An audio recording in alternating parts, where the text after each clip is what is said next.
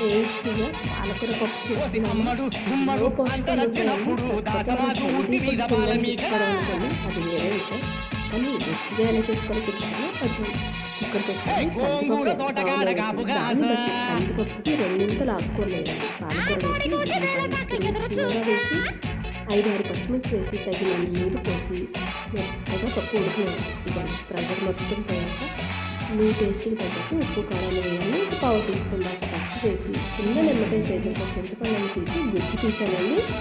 పులుపు మొత్తాన్ని కూడా వేసి మొత్తం కలిపేసి మీ క్వాంటిటీని బట్టి వాటర్ని కావాలంటే అడ్జస్ట్ చేసుకోండి. మంచిగా నెయ్యి వేసి ఆవాలు జీలకర్ర ఎండుమిర్చి ఎల్లుల్లిపాయ దంచి వేసి గుప్పెడు కరివేపాకు వేసి చిటికెడు ఇంగువ వేసి మొత్తాన్ని కలిపి పప్పులో తీసుకెళ్ళి అలా గుమ్మరించి పప్పుకు తగ్గట్టు ఏ ఆమ్లెట్ లేకపోతే చల్లమిరపకాయలు వడియాలు ఏది లేకపోతే ఒక 2 నిమిషాలు కలిసి తినండి.